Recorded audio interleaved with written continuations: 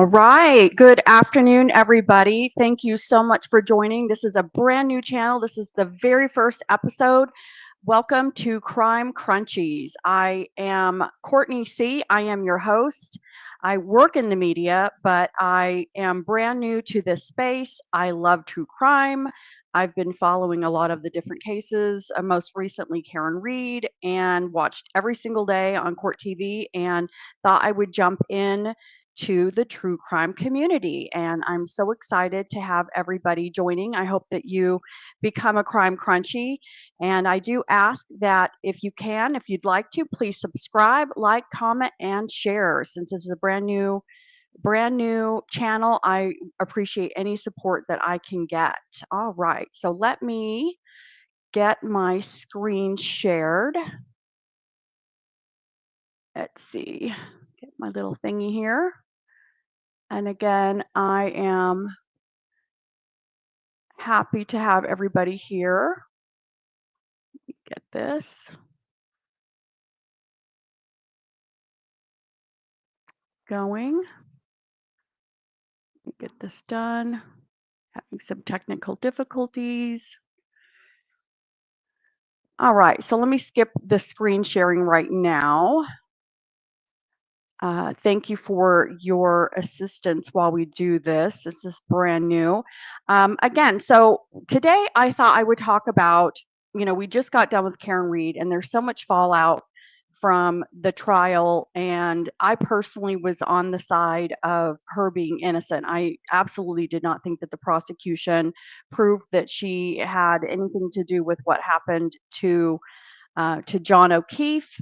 So I was very happy when the jury agreed with that. And, there's still a lot of fallout happening just over the last several days.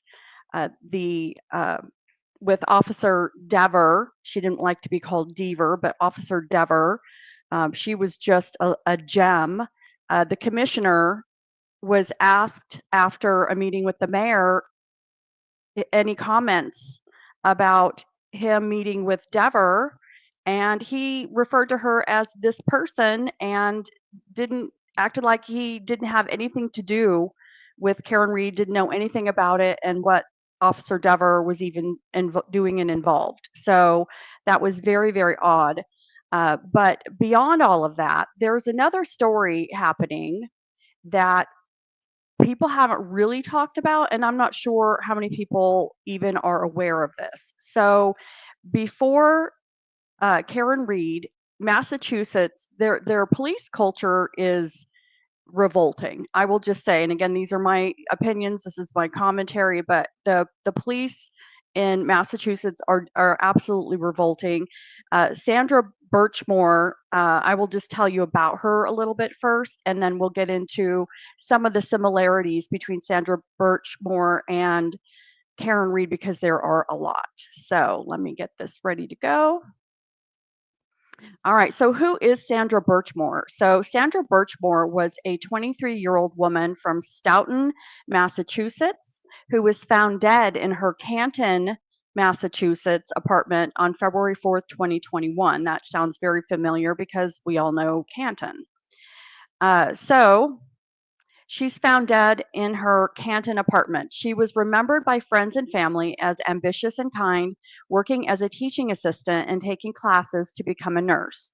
Her life, however, was marred by a long, troubling relationship with a local police officer that began when she was still a child. So Sandra became involved in the Stoughton Police Explorer program at the age of 12.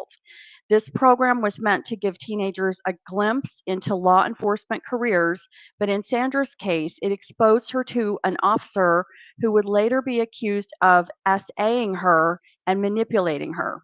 Officer Matthew Farwell, then a young recruit and later a full officer in the Stoughton Police Department, began a relationship with Sandra that federal investigators later described as predatory and abusive. So records and testimony revealed that Farwell began grooming Sandra when she was just 15. Over the years, their relationship escalated into an S1 type relationship, which continued well into her adulthood. So while Sandra was 15, I believe at that time that Officer Farwell was 27 when they first started this new form of a relationship. So she was just a child. So, despite Sandra's apparent belief that the relationship had a future, evidence indicates that Farwell kept it secret and ultimately viewed her as a liability to his career and personal life. And one thing that I want to note is, according to records, the month before Farwell and Sandra, when she was 15, consummated this relationship, I believe Farwell had just gotten married to his wife. So extra creepy and disgusting. And again, I just have to feel that people in the Massachusetts community they just have some power craze. They think they can do whatever they want. So moving forward to 2020, in late 2020, Sandra Birchmore became pregnant and believed that Farwell was the father. Now, I've heard different articles and news videos that she purposefully wanted to get pregnant with his child and went so far as to threaten Farwell with telling his wife, by then he had several children, she wanted a baby, and she told Farwell, I want a baby. You don't have to have anything to do with it, but I want one. And if you don't participate in this, I'm going to tell your wife. So, regardless of just bad decisions all around. But friends reported that she was excited about the pregnancy and planned to reveal it more broadly on Valentine's Day in 2020. However, her attempts to involve Farwell in the child's future were not well received. Text messages showed him growing increasingly frustrated and angry at her persistence. So I think that what led up were a few things. She finds out she's pregnant. She starts asking him for more and more, involvement with the child. She wants him to, it began as her telling him, you don't have to have anything to do with this. I just want to have a baby. I want to have your baby. And all of a sudden she starts telling him, oh yeah, I want you to be at the birth. And oh yeah, I want you to put your name on the birth certificate. No one will know. And around the same time, she was telling this to her friends and planning, a gender reveal and baby shower. And I'm sure that there were people in her life that were concerned about this because a friend of hers actually called the Stoughton Police Department and reported to the person answering the phone that Farwell was having an inappropriate relationship with Sandra while he's married.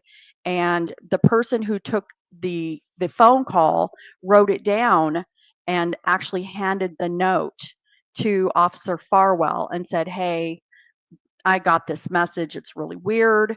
And Farwell became really upset and he texted Sandra and told her that they needed to talk in person and was very upset with her sharing information, the friend calling because he could get in a great deal of trouble at work. And just really was not having it. But amazingly, in the weeks following, he appeared to do a 180 and was actually positive about the baby. And we know this because Sandra was telling her friends that, oh my gosh, he's done a 180. He's super excited about the baby. He even asked for a key to my apartment. And she thought it was weird when he came over that he specifically asked, he's like walking around her apartment and wanted to go in the bedroom, looked in the closet, looked in the bathroom, and it was like he was checking out the place. He was doing recon. And she even thought that that looked odd. She told her friend, but she didn't get it. She's just in this, bubble where she's thinking, "Oh, great. He loves me. He's excited about the baby and this is super exciting." So, February 1st, 2021, Matthew Farwell texted Sandra and said, hey, I'm going to come by. She said, yeah, perfect. The door's open. And there is surveillance footage that showed Matthew Farwell seen on the surveillance footage entering Sandra's apartment. He actually keyed in the code that she had given him. And again, he asked for her key and the code to get into her apartment complex. She gave him the code. He is seen on camera actually entering the apartment, entering the code. He stayed for a brief period of time. I believe it was like 20 to 28 minutes, and then is seen again leaving later that evening. And reports are that he had on a black hoodie, and at the time we were in the middle of COVID, he had on a mask. And so it looks like he's trying to not be recognized. So it was premeditated completely. So it's the beginning of also a nor'easter uh, snowstorm in the area, and it was perfect timing because school had shut down. She was a teacher's assistant. School had shut down, and it was going to be a long weekend, and there would be a lot of time before really any alarm bells were going to be going off. So February 1st, he's seen on surveillance going into her apartment. He's there for about 20 to 28 minutes, and then he's seen leaving. On February 4th, Sandra's body was found in her home, probably because she didn't appear at school and didn't show up at school. So the police were called, and at first, the scene appeared to be a suicide. She was discovered with a belt around her neck, and authorities initially treated the death as self inflicted. The Norfolk County District Attorney's Office, that sound familiar to anybody? Norfolk County District Attorney's Office and Canton Police Department. So here's Canton again, did not immediately pursue a criminal investigation. And I don't really hold this too much against them because, again, she's found in her closet. She's got, something around her neck, a belt, and it could be a suicide. So, but her friends and family, of course, were suspicious. They all knew that she was super excited about the baby, had things planned. They noted inconsistencies in her behavior leading up to her death and pointed out that Sandra had been super excited about the pregnancy and the future. So these doubts sparked renewed interest in the case, especially as questions arose about the conduct of Officer Farwell and his relationship with Sandra. So while we don't know how many people around Farwell knew it, his wife clearly did not, but Sandra had been talking. So her friends knew about this affair and knew that it had been going on for quite some time, like 10 years. So in 2024, a dramatic shift occurred when federal prosecutors, after an extensive investigation, charged Matthew Farwell with her murder. According to the indictment, he had strangled Sandra Birchmore to silence her, allegedly because he feared that the public revelation of their relationship, particularly its illegal and inappropriate origins, would destroy his career and expose him to criminal charges. All right, so let's go into the legal fallout and the public response. So Matthew Farwell was arrested and charged in August of 2024. So it took a while. Her family actually had to bang the drum and, ask. I think that they even hired their own pathologist, their own expert to go in and look at her autopsy records and determine that there were other things going on with her body other than just suicide by belt or unaliving. I need to use those words. So, okay, so he's been charged in August of 2024 with murder of a witness, a federal crime that can carry life in prison or the death penalty. The federal indictment alleged that Farwell intentionally killed Sandra to prevent her from disclosing their SA relationship, which had begun when she was underage. Investigators presented text messages, digital communications, and forensic evidence suggesting premeditation. The case was no longer seen as an unaliving, but as a silencing of a vulnerable woman who had trusted someone in power. And my opinion is, while he clearly was targeting and grooming and disgusting, again, she made a lot of bad decisions herself and kept him in her life. I'm not sure if she was in love with him, but she definitely was fully participating as an adult. So public outrage intensified when it became known that local law enforcement failed to fully investigate Sandra's death. In 2025, an audit concluded that while protocols were technically followed, important warning signs were missed. Critics have also drawn parallels between Sandra Birchmore's case and other recent controversies in Norfolk County involving potential corruption and preferential treatment within law enforcement circles. We're talking the thin blue line and Karen Reed, absolutely. Sandra's death has become symbolic of larger issues: abuse of power by police, failure of oversight, the vulnerability of young women in authority driven relationships. Because again, she was a young teenager from the age of 12 to 15 in this explorers group.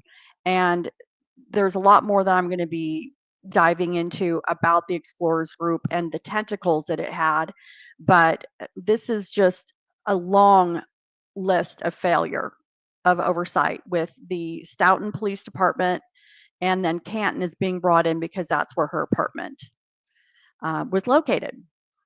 As of July 2025, the case is still moving through the federal courts. Farwell has pled not guilty and remains in custody as prosecutors prepare for trial. So we're talking, this is right now, this is happening, and there needs to be, again, more investigation into, in my opinion, a lot of the police departments in Massachusetts, because the culture is toxic. So the Sandra Birchmore case stands as a stark reminder of the deadly consequences of institutional failure, unchecked power, and the critical importance of safeguarding young people in programs meant to serve them.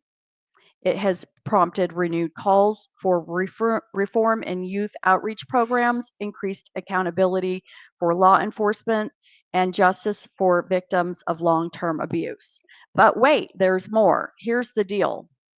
When they were diving into Matthew Farwell's cell phone, they found a lot more text messages between Matthew Farwell and other police officers that were associated with the Explorers Group and other officers in that police department and other police departments.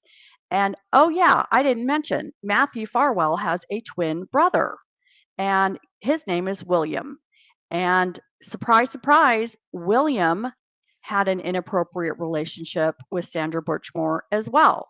So let's talk about all of the different police officers that were involved in this case and their roles. So in the Stoughton Police Department, we have, of course, Matthew Farwell. He's the original abuser.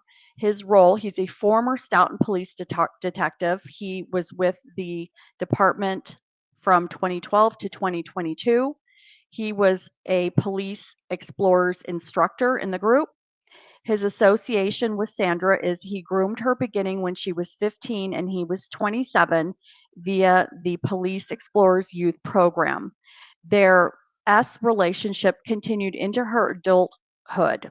He is the alleged father of her unborn child that she was carrying in 2020. And there's an update on that as well that I will share. So the allegations are that he has been charged federally in August of 2024 with unaliving, strangling her in February 2021, and staging it as a suicide to silence her, as an S. He resigned the police department in Stoughton in April of 2022, and he has been decertified by Massachusetts. So he's facing life in prison. The second officer involved out of Stoughton is his brother, William T. Farwell. So he is a former Stoughton police officer, the twin brother of Matthew, and he was also an instructor in the Explorers program. He has been recorded as also having inappropriate relationships. He sent explicit texts and images while he was on duty. He was terminated in September of 2022 and was subsequently decertified by the Post Commission. There is a third one out of Stoughton, Officer Robert C. Devine.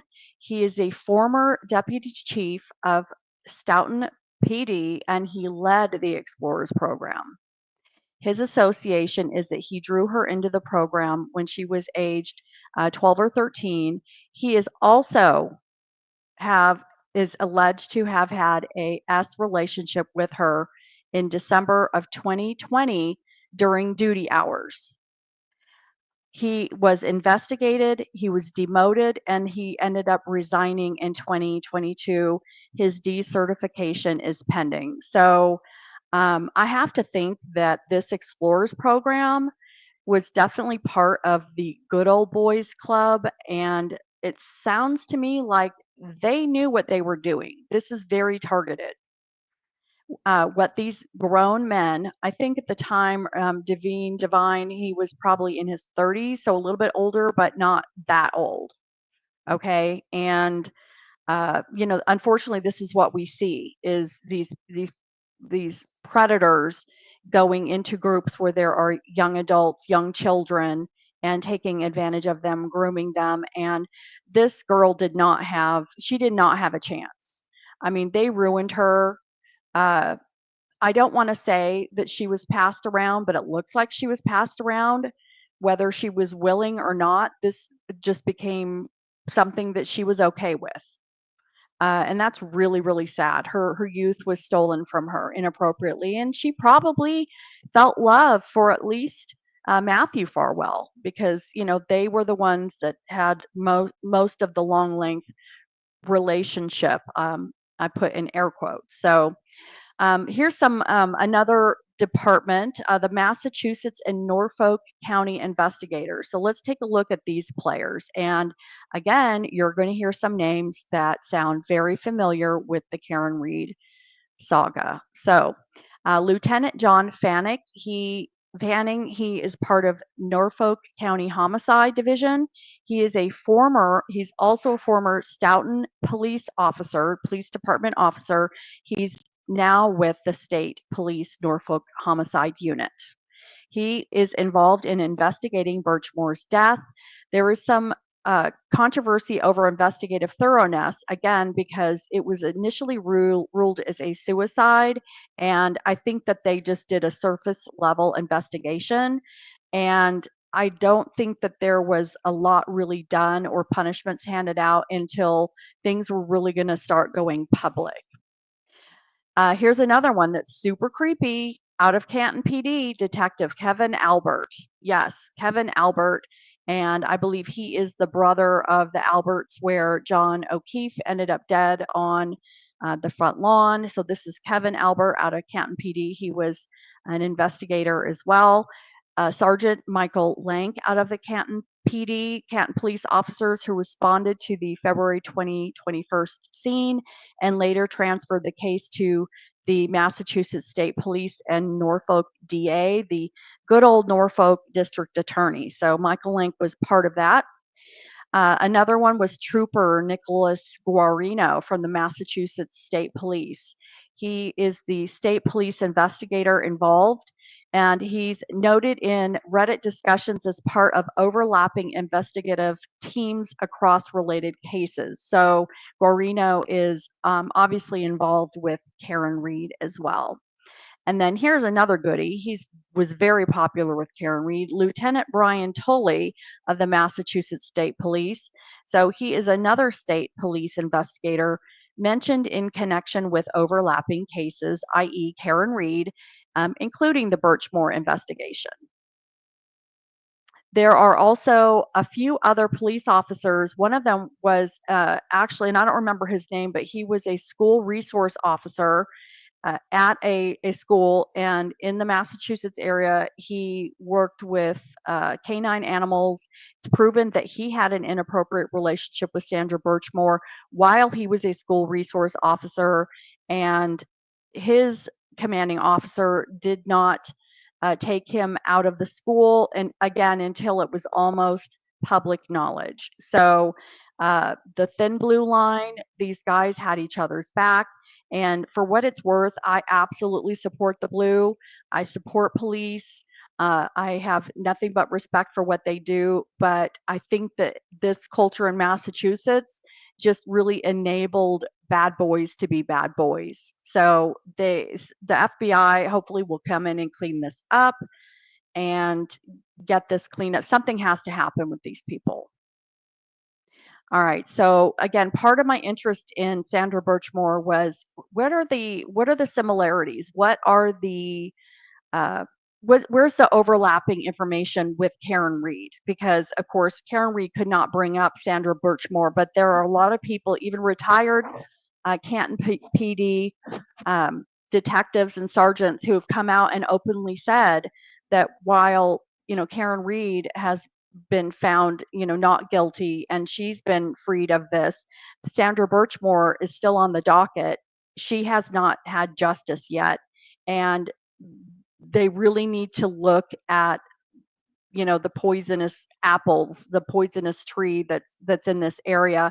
And I don't know if the FBI is waiting for the Birchmore case to get done before they do anything, or if they're investigating now, but definitely something needs to happen.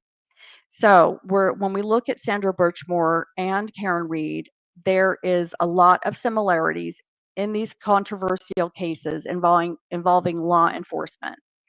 So cases of the Sandra Birchmore and the Karen Reed have drawn media attention due to alleged police misconduct, cover-ups, and gender dynamics. So again, just a quick recap. Sandra Birchmore was a 23-year-old woman found dead in Canton, Massachusetts in 2021. She was involved with multiple Stoughton police officers and other departments as well.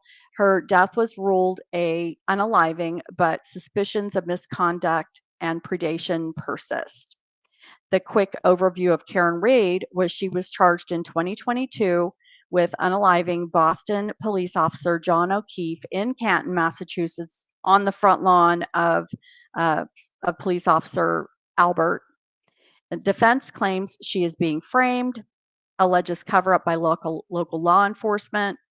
The case has drawn public interest due to inconsistencies and alleged corruption, and as of right now, she has been found not guilty, and that is fabulous. I think that the families, she may have some civil or wrongful death cases coming up, but I'm hoping that all this information it really helps her in those cases. And honestly, I mean, I feel really bad for the entire O'Keefe family. They are victims as well. John O'Keefe has not had justice, and while the O'Keefe family may feel that was done by Karen Reed, I hope that something happens and they wake up and it clicks that it's very possible that this was something other than what they think happened. All right, so relationships with law enforcement. Birchmore had an S relationship with multiple officers, including a school resource officer while she was a minor. And Karen Reed, while she was in a 2-year relationship with John O'Keefe, she actually had been flirt texting with Brian Higgins. And if you follow the Karen Reed case, a lot of people point back to that night when they were at the waterfall. There's a video of them where Brian Higgins is talking with Kevin Albert and Chris Albert, and he's really trying to get John O'Keefe's attention. Hey, come back, let's go to the Alberts. And I believe that they drew John O'Keefe into the Alberts home, took him immediately downstairs. I believe something happened. And again, not getting too much into the case, you probably are already familiar with that. But again, the flirting, the jealousy between Brian Higgins and, I mean, John O'Keefe may not have even known that Karen had been flirting with Brian Higgins, but obviously it went too far. So again, both cases, Birchmore has alleged misconduct by police. Officers have been accused of grooming and exploiting her, failure to report relationships. And I should also note that there are other, so the Explorers program in Massachusetts, I believe, goes back quite a ways, like 20, 30 years. And there are a lot of other cases where police officers had inappropriate relationships with Explorer program minors. So again, I just have to feel like this was kind of a bad boys club, and they knew what they were doing, and people probably volunteered just to do that. Good people aren't going to target minors and have this happen. I think this was all premeditated. So, Karen Reed, there are allegations that police staged evidence to implicate her and shield fellow officers. And they, I'm not alleged by the police, but a lot of people have come out and stated that they believe that these police, Canton police and Boston police covered up the actual unaliving of John O'Keefe. Showing the power imbalance between the two. The similarities are with Birchmore, the vulnerability due to age, mental health, and status as a civilian. Some people did mention in texts and reports during investigators' interviews that they felt that Sandra probably had some mental health issues, and obviously, who wouldn't? That same thing was carried over with Karen Reed. She is a civilian accused in a system dominated by the alleged insiders of the law enforcement, and we all know from even investigator Michael Proctor, Trooper Proctor, that they thought she was kind of a nut job. And she was loud. She probably had a lot of emotions, but I mean, that doesn't make a murderer. Okay. So again, just some of the similarities here. Another similarity is the allegations of cover up and institutional protection, the thin blue line. So with the Birchmore case, there was a delayed internal investigation by Stoughton PD. They held everything off. They originally, just went to unaliving and did just a cursory overview. They didn't look too hard. There was a lack of accountability for the officers involved. Again, there was no reprimanding. There was no leave of absence while they were being investigated. Nothing was really done to these officers until it was going to become public and charges were going to be dropped. There were limited criminal charges despite clear ethical violations. And again, I don't know exactly who was talking and how much they were talking, but I think people knew, especially the core group that was involved with the Explorers program. I'm sure they talked. They had a lot to say about trying to get with Sandra in different inappropriate ways. So they knew, and nobody was in any hurry to bring anyone to justice. So some similarities with the Reed case is the defense alleges key evidence was manipulated or omitted, which is a huge storyline with, Trooper Proctor touching everything. Claims of a cover up involving police officers and even local prosecutors. That's a good old Hank Brennan. And then independent researchers and media questioning the official narrative. And we all have to give a shout out to Turtle Boy because he's the one who he was an investigative journalist. He has his YouTube channel. It's huge with Turtle Boy, and he was one of the very first people to raise a flag and get some attention to the Karen Reed story, because the day that they took Karen Reed's vehicle and impounded it, there was no search warrant, but Michael Proctor had a time written down of like 3:30 p.m. that they took the vehicle on the tow truck. And fortunately, Karen Reed's parents had security video of the vehicle as it was being loaded up on the tow truck, and the timestamp on that clock was 5:20 p.m. And why is this important?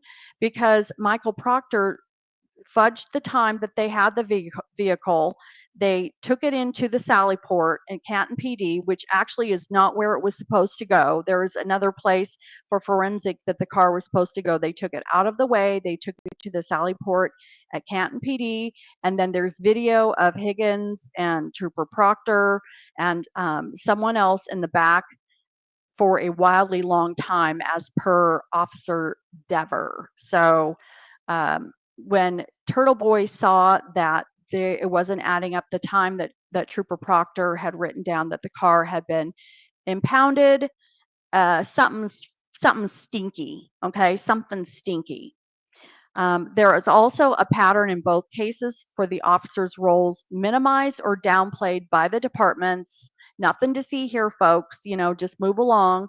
And there is a lack of transparency and reluctance to charge or discipline the implicated officers. So let's take a look at media, the public reaction, and gender dynamics. So the media coverage with Birchmore, it was initially super low profile. It later gained attention due to the internal investigation, but in my opinion, it really has not. I had to do all my own digging in this, and most of the research that I've seen and the videos I've seen are things that are months old. So with Reed, there's also a major media spotlight, protests, and social media campaigns like Free Karen Reed. Here you go. What do you want? I have a little kiddo here. Do you want this? There you go. This. All right, here you go. Go see Pop Pop, okay, honey? All right, then there's also public outcry. There's calls for justice and independent investigations in both cases. Birchmore advocates, they cite predation and abuse of power, and Karen Reed supporters claim she is a scapegoat. And then the gender dynamics, Birchmore was a victim of male officers' abuse, vulnerability as a young woman, and Reed was accused in a male dominated system. And, again, let's pin it on the girl.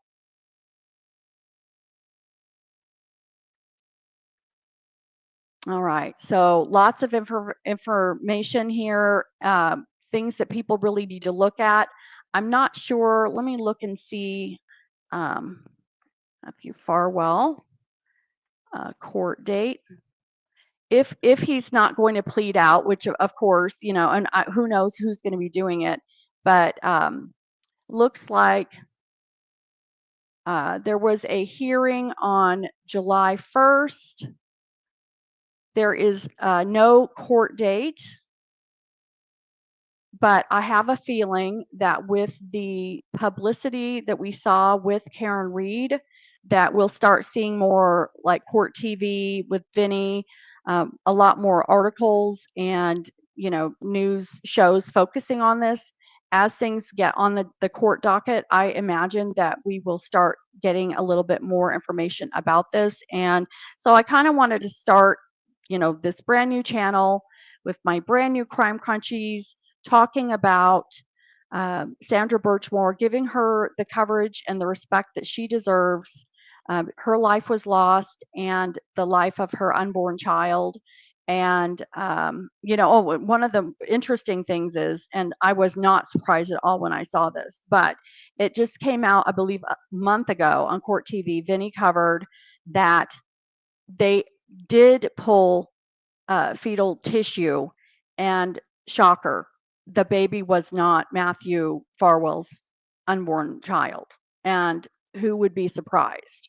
I mean, who knows who the baby belonged to? But it was not Matthew Farwell's. And I think I'm going to do a little bit more research and find out some of the fallout from his own. I feel really bad for Farwell's wife. She is innocent in this as well.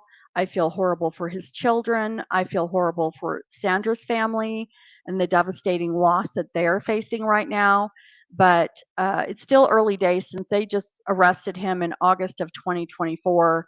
I can imagine that they are taking their time, and I'm not sure what kind of defense he's going to have. Again, because you can see the hooded victim walking up to the apartment. He punches in the code. He had just asked for a key, which he had never done in 10 years, to her apartment. Suddenly really interested. She's seen sharing. Wow, it was really weird. He was looking in my closet. I wonder what he was thinking. And, that's just too coincidental. So there's a lot of information, a lot of text that has to be gone through, again, because she was very communicative with her group.